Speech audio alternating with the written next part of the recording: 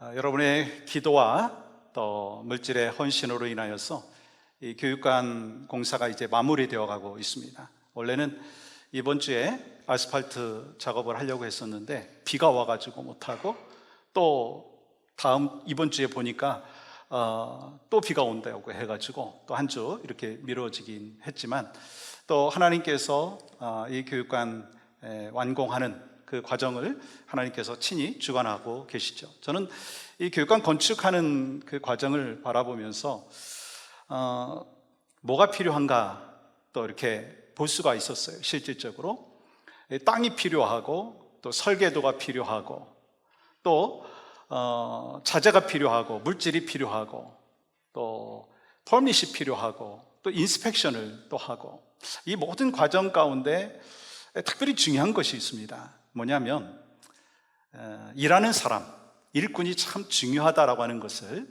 생각해 보았습니다. 왜냐하면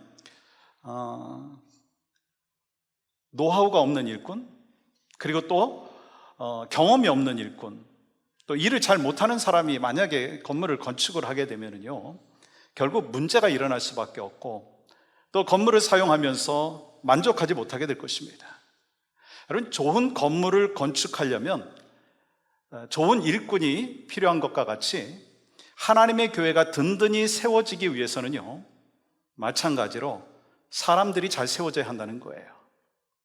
그러므로 어떤 사람이 세워지느냐에 따라서 교회의 방향이 바뀌더라고요. 그래서 교회가 부흥하느냐 아니면 침체기에 접어드냐라고 하는 것도 일꾼을 어떻게 세우느냐에 따라서 결정되는 것을 보게 됩니다. 그래서 우리가 이런 이야기를 많이 하죠. 인사가 만사다라고 하는 이야기 합니다. 사실 사람이 중요한 거는요, 언제나 어디서나 다 마찬가지더라고요. 그래서 사회에서는요, 전문적인 지식을 갖고 있고 능력이 있는 사람들을 먼저 세우죠. 그러면 이 교회에서는 어떤 사람을 세워야 될까요? 하나님의 마음에 합한 자를 세워야 한다는 거예요. 왜냐하면 여러분, 교회의 일꾼은 하나님께서 세우시는 거예요. 그러므로 교회의 일꾼은요, 세상 기준과는 달라야 합니다. 다시 말해서 하나님의 교회라고 하는 차원에서 머물지 아니하고, 정말 하나님이 원하시고 또 건강한 교회를 세워나가기 위해서는요, 하나님의 마음에 합한 좋은 일꾼이 세워져야 한다라고 하는 것이죠. 그리고 교회가 일꾼을 세우는 일은요, 참 중요하고 또 힘들어요. 그렇지만 가장 보람있고 가치가 있다는 거예요. 왜냐하면 교회가 좋은 일꾼을 세워갈 때 하나님이 원하시는 교회로 세워지기 때문인 것입니다. 그래서 여러분과 제가 교회를 향한 소망이 있습니다. 뭐예요? 하나님이 기뻐하시고 교회의 덕이 되고, 또한 성도들에게 본이 되는 좋은 일꾼을 세움으로 인하여서 그들을 통해서 이 교회가 더 건강해지고 더 견고해지고 또한 부흥하기를 소망하는 마음이 있습니다. 여러분, 오늘 본문 말씀은 이 사도 바울이 가장 사랑하는 제자 디모데에게 교회의 일꾼을 세울 때 가이드라인을 이야기하는 것을 볼 수가 있습니다. 여러분, 먼저 우리가 교회 일꾼을 세운다라고 할 때 중요한 포인트가 있습니다. 여러분, 교회 일꾼을 세우는 것은요, 하나님의 뜻과 계획 속에 있다는 거예요. 이 하나님께서 뜻하시고 계획을 이루시는 과정 가운데 일꾼을 세우는 것입니다. 여러분, 구약 성경에 보면 이 하나님께서 선지자를 세우시고 왕을 세우시고 제사장을 세우셨어요.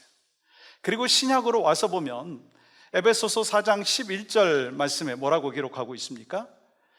바로 하나님께서 사도로, 선지자로, 복음 전하는 자로, 목사로, 교사를 세워주셨다라고 하는 것입니다. 그러면 여러분, 중요한 게 뭐냐면 하나님의 교회에 일꾼을 택하고 세우는 목적, 고울이 뭐냐는 거예요. 그것이 바로 12절에 나와 있습니다. 12절 말씀 보시면 이 세 가지를 이야기하고 있어요. 일꾼을 세우는 것은 첫 번째, 성도를 온전하게 하고, 두 번째, 봉사의 일을 하게 하고, 또 세 번째, 그리스도의 몸을 세우려 하심이라. 그런데 여러분, 이 세 가지 목적처럼 보이지만 사실 마지막에 나오는 그리스도의 몸을 세우려 하심이라라고 하는 것이 목적인 거예요. 하나님께서는 그리스도의 몸인 교회를 세우기 위해서 일꾼을 세우신다는 것입니다. 한없이 부족하고 연약한 우리를 통해서 교회를 온전히 세워가기 원하신다는 거예요. 그러면서 나를 통해서 또한 교회를 건강하게 세우신다는 거예요. 여러분, 얼마나 놀라운 하나님의 은혜입니까? 근데 중요한 게 뭐냐면, 하나님께서 교회를 완전하게 온전하게 세우실 때 하나님의 사람들을 통해서 세우신다는 것입니다. 그러니까 하나님께서 교회 일꾼, 목사, 장로, 권사, 집사를 세우는 데 있어서 성도들을 통해서 세우신다는 거예요. 하나님께서 교회 일꾼을 세우는 데 있어서 우리에게 그 책임을, 그리고 그 역할을 맡겨주셨다는 거예요. 여러분, 다음 주에 우리가 일꾼을 투표하게 되는데 어떤 사람을 선택을 해야 되는가? 또한 교회 일꾼을 세울 때 어떤 사람이 되어야 하는가? 그것이 우리의 퀘스천 중에 하나일 것입니다. 여러분과 제가 오늘 이 말씀을 나누면서 일꾼된 여러분, 또 교회 리더십을 세우는 그 과정 가운데 우리 하나님이 원하시는 그 마음이 뭔가 라고 하는 것을 말씀을 통해서 살펴보면서 내가 일꾼 되기 위해서 이런 퀄리파이가 있어야 되겠구나, 또 일꾼으로서 나는 이런 모습이 있어야 되겠구나 라고 하는 것을 깨닫기를 원하는데요. 첫 번째 보시면 바로 교회를 세우는, 교회를 건강하게 세우는, 섬기는 일꾼은 믿음의 비밀을 가진 사람이어야 한다는 거예요. 여러분, 오늘 본문의 교회 일꾼은 믿음의 비밀을 가진 사람이라 라고 말씀하셨어요. 여러분, 9절 말씀 보시면 이렇게 기록하고 있어요. 깨끗한 양심에 믿음의 비밀을 가진 자라야 할지니. 다시 말해, 하나님의 일꾼은 아무리 능력이 있어도 믿음의 비밀을 갖지 못하면 안 된다는 거예요. 여러분, 믿음의 비밀이 뭔가요? 복음의 진리를 깨닫고 있느냐라고 하는 것입니다. 그러면 왜 이 믿음의 비밀이라고 말씀하셨느냐는 거예요. 보기는 보아도 알지 못하고 듣기는 들어도 깨닫지 못하는 그 비밀이기 때문인 것입니다. 여러분, 복음의 비밀, 믿음의 비밀이 바로 무엇이냐면 예수 그리스도이십니다. 예수 그리스도는 감춰진 비밀이었지만 인간의 몸을 입고 우리 예수님께서 이 땅에 오심으로 인하여 이제는 드러난 비밀이 되었다는 거예요. 하나님께서 예수 그리스도를 통해서 구원을 계획하셨고, 또 예수 그리스도를 통해서 숨겨진 그 비밀이 드러난 비밀로 바꿔주신 거예요. 그래서 믿음의 비밀은 오직 예수 그리스도를 믿는 자만이 알 수 있는 것입니다. 그리고 중요한 것은 일꾼은요, 교회를 세우는 일꾼은 예수 그리스도의 십자가의 보혈로 죄 씻음 받은 사람이 되어야 하는 것이고, 그러므로 인하여 믿음의 고백을 하고 또 구원의 감격이 있어야 되는 거예요. 여러분한테 한번 질문해 보겠습니다. 여러분, 예수 그리스도께서 여러분을 위하여 이 땅에 오셨고 예수 그리스도의 십자가로 인하여 여러분이 구원받을 수 있는 길이 열렸는데, 여러분이 예수 그리스도를 구주로 영접함으로 인하여 하나님의 사람이 되었고, 그리고 예수 그리스도를 영접함으로 인하여 하나님의 백성이 되었고, 또한 예수 그리스도를 구주로 영접함으로 인하여 천국 소망 갖고 살아갈 수 있는 하나님의 백성이 되신 것을 믿음으로 고백할 수 있으십니까? 여러분, 그래서 믿음의 비밀을 가진 사람은요, 십자가의 은혜와 구원의 진리를 깊이 이해하고 그 삶의 중심에 바로 예수 그리스도가 있어야 되는 거예요. 여러분, 이런 사람은요, 말과 행동에서 거룩함이 드러나고 경건함이 드러나는 거예요. 그것은 교회 안에서만이 아니라 가정에서, 삶의 터전에서도 마찬가지입니다. 그리고 믿음의 비밀을 가진 사람의 특징은 뭐냐면, 말씀에 근거한 믿음의 여정을 걸어가기 때문에 어떤 상황과 환경에 쉽게 흔들리지 않는 거예요. 고난과 시험 앞에서도 하나님의 주권을 인정하면서 말씀을 끝까지 붙잡고 충성된 삶을 살아간다는 거예요. 그래서 결국 믿음의 여정을 걸어가는 사람은요, 여러분이 믿음의 여정을 걸어간다고 한다면요, 하나님의 말씀을 통해서 하나님의 뜻을 알고 또한 예수 그리스도를 드러내는 삶을 살아야 되는 것입니다. 그래서 주님께서는 믿음의 비밀을 가진 자를 교회 일꾼으로 세워야 한다라고 하는 것이죠. 그리고 10절 말씀 보시면 이렇게 기록하고 있어요. 이에 이 사람들을 먼저 시험하여 보고, 다시 말하면 교회 일꾼을 세울 때는요, 신중해야 한다는 거예요. 이 겉모습만 보지 말고 그 중심과 그 삶의 모습 가운데 열매가 있는가라고 하는 거예요. 사도행전 6장에 보시면 7집사를 선택할 때 기준이 있어요. 가이드라인이 뭐냐면 3절 말씀 보시면, 형제들아 너희 가운데서 성령과 지혜가 충만하여 칭찬받는 사람 7을 택하라 라고 말씀하셨어요.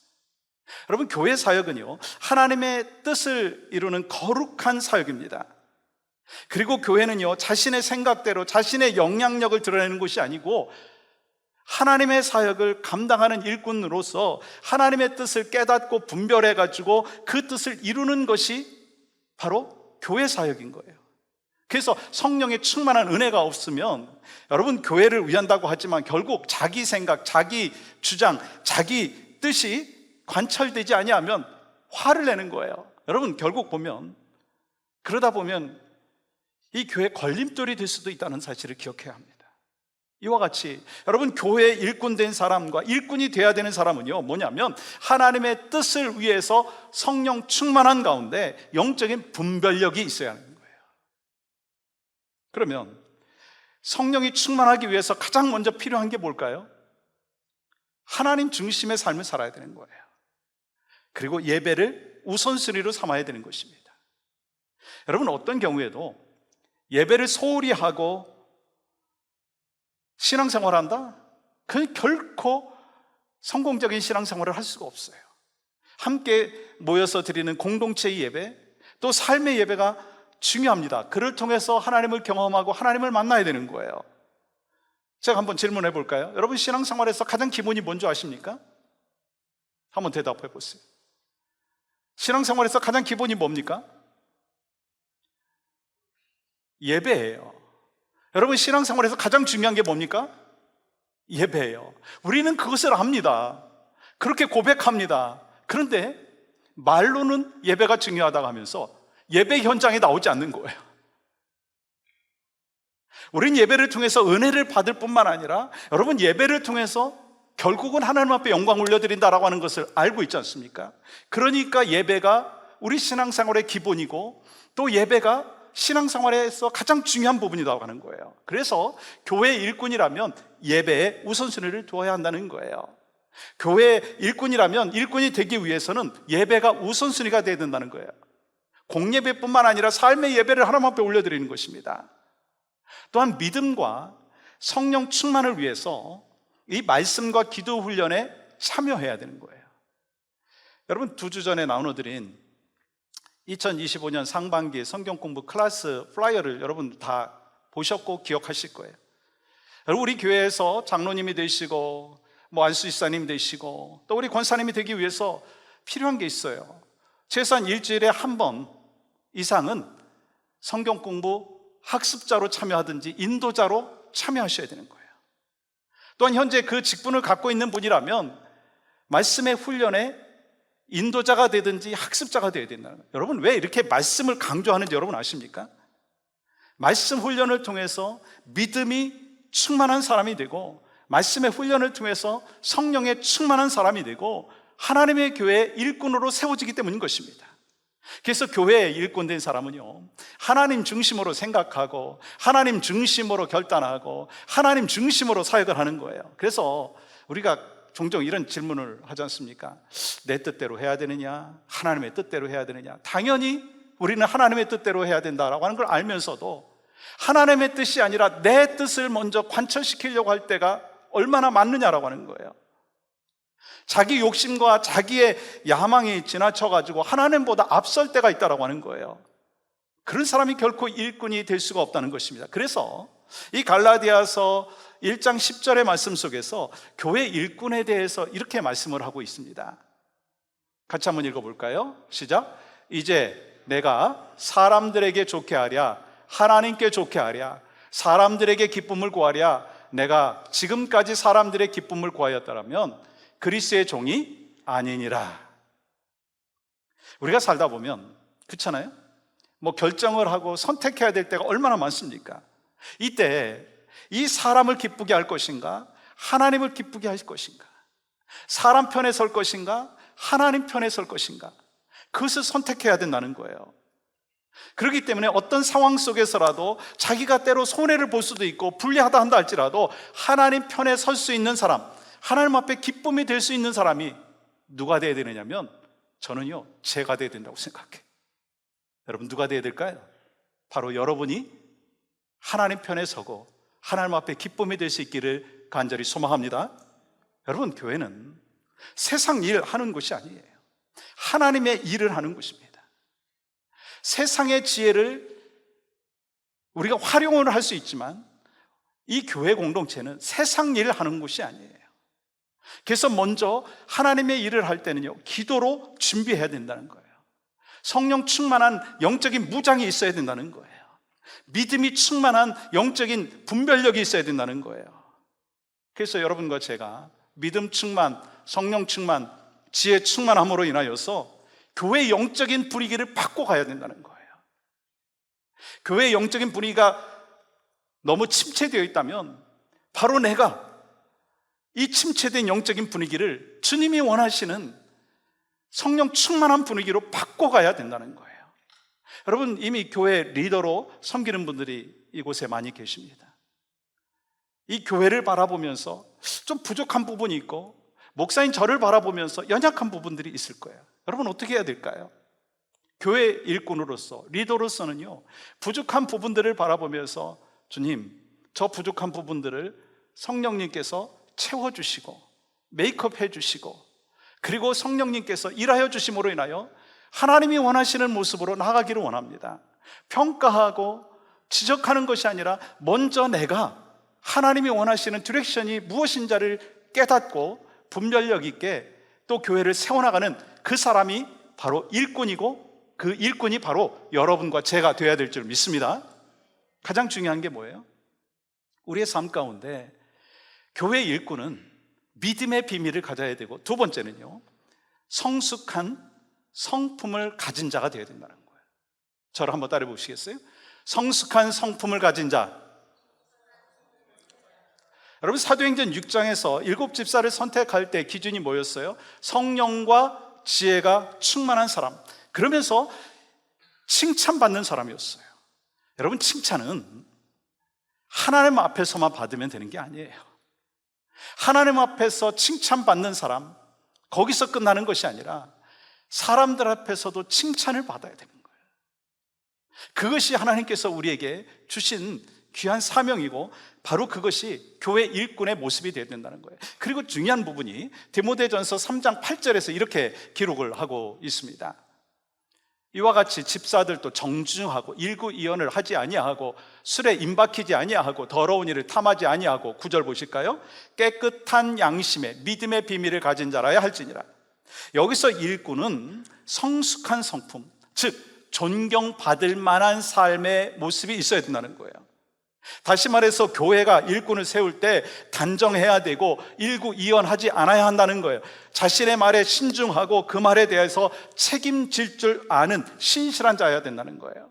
그래서 이 안수집사가 되고 권사가 되고 장로가 되고 또 교회 리더십으로 섬길 때는 특별히 말에 신중해야 된다는 거예요. 내가 한마디 함으로 인하여서 영향력이 있다는 것을 기억하면서 내가 생각한 대로 말하는 것이 아니라, 내가 이 말을 함으로 인하여서 하나님 앞에 기쁨이 될 것인가, 내가 이런 말을 함으로 인하여서 이 교회 공동체에 해가 될 것인가, 득이 될 것인가 라고 하는 것을 늘 생각하면서 말해야 된다는 거예요. 그래서 교회 리더는요, 말에 신중해야 되는 거예요. 만약에 그렇지 않으면 어떤 일이 벌어지느냐면요, 상처가 돼요. 또 신뢰를 잃게 됩니다. 그래서 우리는 정말 칭찬받고 신뢰할 만한 사람이 되기 위해서 힘써야 됩니다. 그러면서 저분이 말하면 맞을 거야, 저분이 말하는 거 믿을 수 있어, 그만큼 신뢰와 칭찬이 저에게 있기를 원하고 여러분에게 있기를 원합니다. 저도 실수가 많고 연약한 모습이 참 많아요. 그렇지만 주님이 그렇기 때문에 또 말씀하시는 거예요. 또한 술에 임박히지 않아야 합니다. 여러분, 세상에서 일어나는 많은 문제들 가운데 문제가 나타나는 이유는 술 때문에 일어날 때가 참 많더라고요. 여러분, 만약에 교회 일꾼으로 세워진 사람이 막 술 마시는 것이 습관이 되어가지고 자제력을 잃고 막 쉽게 흥분을 하고 뭐 이성적인 그 행동을 하지 못한다면요, 어떤 일이 벌어지겠습니까? 그 사람으로 인해서 복음이요, 걸림돌이 된다는 거예요. 복음 전도에 걸림돌이 된다는 거예요. 그것으로 인해서 상처받는 사람도 있다는 거예요. 그렇기 때문에 바로 죄를 짓는 것입니다.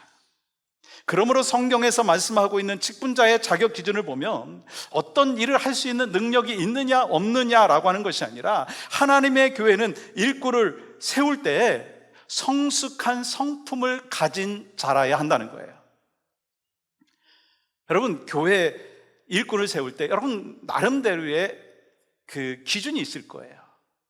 여러분, 기준은 뭡니까? 오랫동안 신앙생활을 했느냐 안 했느냐, 얼마나 교회를 오래 다녔느냐, 봉사를 많이 했느냐, 뭐 그런 것 갖고 뭐 기준을 삼을 수도 있습니다. 근데 여러분, 그것보다 훨씬 중요하고 정말 여러분들이 기준 삼아야 되는 것이 있다면 무엇이냐면 어떤 성품을 갖고 있느냐라고 하는 거예요. 왜냐하면 성품이 뒷받침되지 아니한다면 그 신앙생활을 하면서 다른 사람들에게 상처를 줄 수 있습니다. 그리고 결국 교회에 덕을 세우지 못하는 거예요. 이 스티븐 코비가 쓴 성공하는 사람들의 7가지 습관이라고 하는 책에 보면 이 성품과 능력의 관계에 대하여 설명을 하고 있어요. 그래서 이 성품 리더십을 택하느냐, 능력 리더십을 택하느냐에 따라서 공동체의 방향이 바뀐다는 거예요.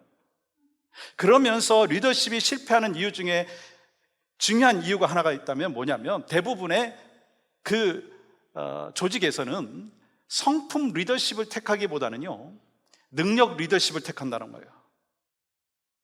이 성격이 뭐냐면 타고난 기질이다, 이렇게 얘기할 수 있는데, 그러면 성품은 뭐냐? 훈련된 기질이다라고 하는 거예요. 다시 말해서 성격이라고 하는 것은요, 각자가 타고난 기질, 즉 인간이 갖고 있는 본성이라고 할까요? 그런 거예요. 근데 성품이라는 것은 하나님께서 새롭게 주신 성령의 역사하심으로 예수 그리스도를 닮은 인격의 변화된 모습이 바로 성품인 거예요. 그래서 성격과 성품의 차이가 무엇이냐면, 성격은요, 눈에 보이는 그 모습, 지금 스크린에 비춰지는 그 모습은요, 빙산이라고 할 수 있습니다. 그리고 노란 것으로 이렇게 해놓은 것은 바로 물이죠. 그래서 이 빙산이 눈에 보이는 부분과 보이지 않는 부분이 있습니다. 그래서 눈에 보이는 부분들을 보면, 저 사람이 성격이 급하다, 느긋하다, 이 겉으로 드러난 부분이죠. 근데 사람들은요, 어쩔 수 없이 그 겉으로 드러난 그 성격을 보게 되죠. 근데 눈에 보이는 빙산과 같은 성격이 그 사람의 전부일까요? 아니라는 거예요. 그러면 성품이 무엇인가? 빙산에 보이지 않는 부분처럼 사람의 내면에 보이지 않는 부분이 바로 성품인 거예요. 여러분, 그렇기 때문에 하나님의 일꾼으로서 쓰임받기 위해서 중요한 게 뭐냐면, 겉으로 드러난 부분도 필요하지만 더 중요한 것은요, 드러나지 않은 성품이 중요한 거예요. 여러분, 성품의 원형은 조각에서 유래가 되었어요. 조각. 우리가 이 조각을 하기 위해서는요, 돌을 계속해서 쪼아가면서 뭘 만들죠? 모양을 만듭니다. 마찬가지로 성격을 계속 다듬어 감으로 인하여서 주님 닮은 모습으로 자꾸 변화되는 거예요. 그게 바로 성품이라는 거예요. 그래서 우리는 크리스찬으로 살아가면서 내 나름대로의 성격이 있어요. 근데 그 성격을 이 말씀이라고 하는 것을 통해서 계속 쪼아가는 거예요. 다듬어가는 거예요. 기도를 통해서 다듬어가는 거예요. 그러다가 보니까 이 성품이 예수님을 닮아가는 성품으로 바뀌게 된다라고 하는 것입니다.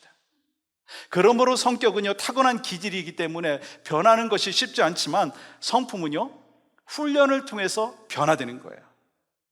여러분, 오늘날에 대부분의 문제는요, 능력의 문제가 아니고요, 성품의 문제일 때가 얼마나 많습니까?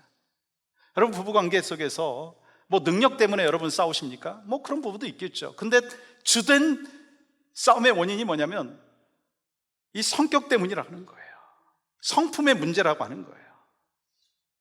또 가정의 문제도 그렇고요. 또 교회 문제도 살펴보면요, 능력의 문제가 아니더라고요.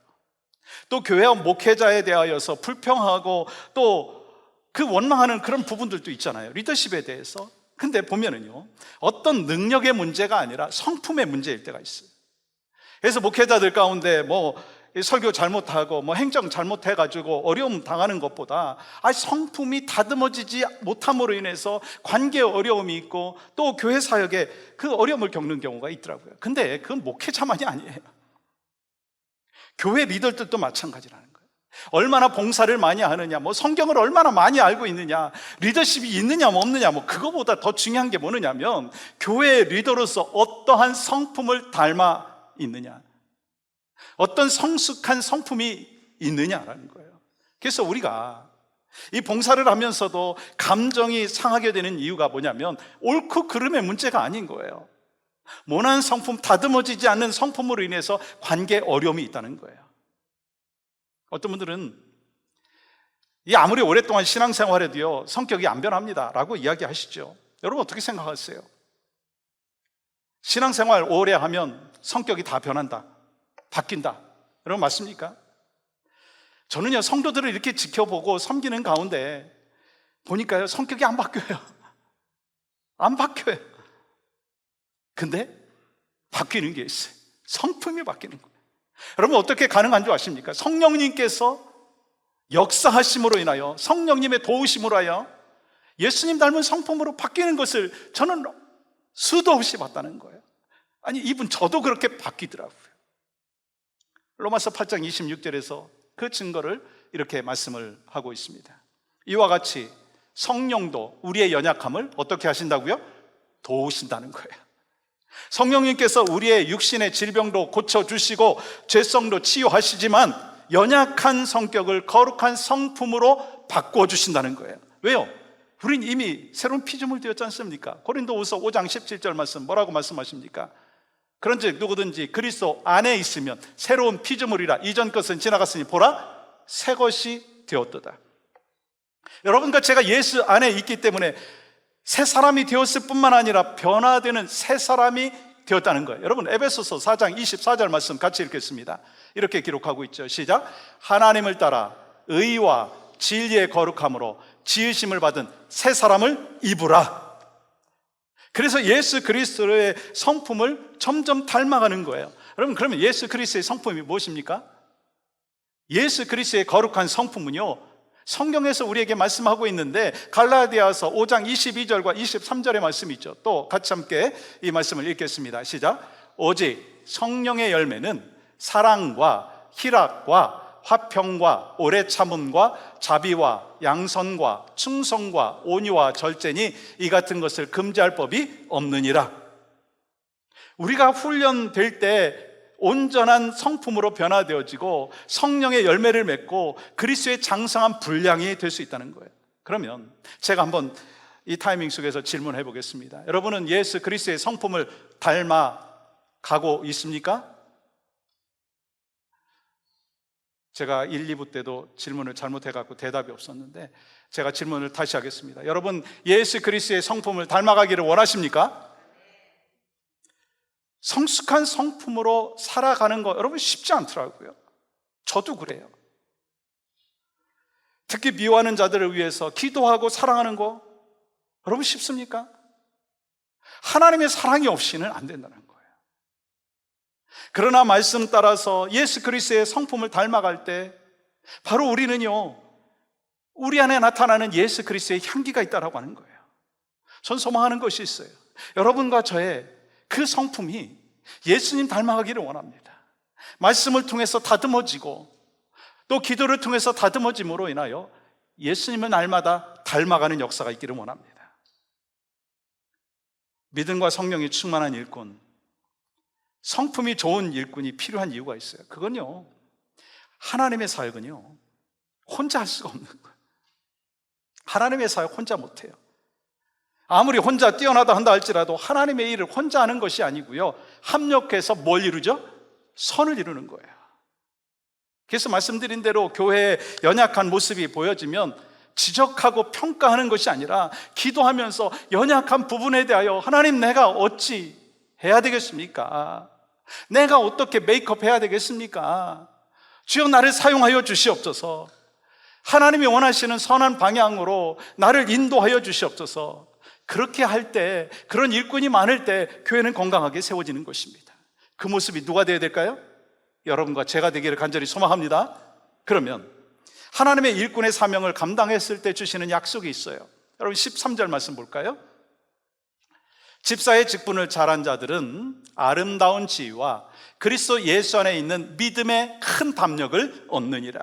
일꾼으로서 직분을 잘 감당했을 때 아름다운 지위를 약속해 주셨어요. 다르시 말하면 사람이 주는 명예가 아니라 하나님께서 인정하시고 하나님께서 높여주시는 영적 권위가 있다는 거예요.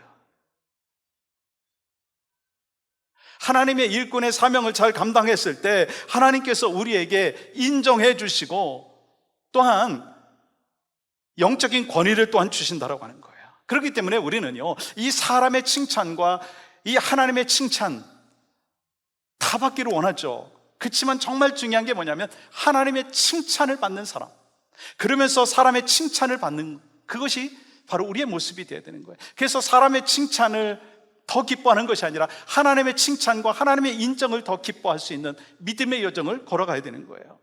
또한 일꾼으로서 사명을 잘 감당했을 때 영적인 담대함이 있다는 거예요. 여러분, 우리들 가운데, 우리 믿음의 집체들 가운데 저는 저분 믿음의 담대함이 있다, 영적인 담대함이 있다, 그런 생각을 하는 분들이 참 많이 계세요. 왜냐하면 그분들은 맡겨주신 사명을 감당하면서 정말 기쁨과 감사함으로 사명을 감당하고, 그래서 교회에서, 가정에서, 삶의 터전에서 영향력을 끼치더라고요. 그러므로 우리는요, 하나님께서 허락하신 귀한 일꾼의 사명을 주님 앞에 가는 그날까지 감당해야 되는 거예요. 여러분, 한 주간 동안 여러분과 제가 기도해야 될 것이 있어요. 주님, 내가 하나님의 일꾼이 되었는데 내가 정말 믿음의 비밀을 갖고 있는가? 믿음의 비밀을 갖고 있는 자로서 얼마나 감격하며 살고 있는가? 또한 이 믿음의 비밀을 전하는 자로 살고 있는가? 또한 내가 성숙한 성품을 소유하고 있는가? 점검해 보시기를 원합니다. 또한 한 주간 동안 제가 말씀드린 대로 나눠드린 이 유인물 잘 묵상하세요. 그러면서 내 기준이 아니라 하나님의 기준에 누가 합당한가? 여러분들 잘 살피시고 완벽한 사람을 뽑으라는 게 아니에요. 여러분이 하나님의 말씀의 관점 속에서 이 귀한 그 사람들을 바라보면서 누가 우리 교회의 현재와 미래를 위해서 쓰임받을 것인가, 그것을 기도하면서 결정하시기를 원합니다. 여러분, 건강한 교회는 어떤 교회일까요? 교회가 건강하게 성장하려면 가장 중요한 게 무엇일까요? 여러분, 다양한 것이 있을 수 있습니다. 근데 오늘 말씀을 통해서 뭐라고 말씀하셨어요? 믿음의 비밀을 가진 자가 되어야 된다는 거예요. 여러분, 믿음의 비밀을 갖고 계십니까? 믿음의 비밀을 갖고 있는 것으로 끝나지 아니하고 믿음의 비밀을 전하는 자가 되기를 소망합니다. 또한 성숙한 성품의 소유자가 바로 여러분과 제가 되기를 원합니다.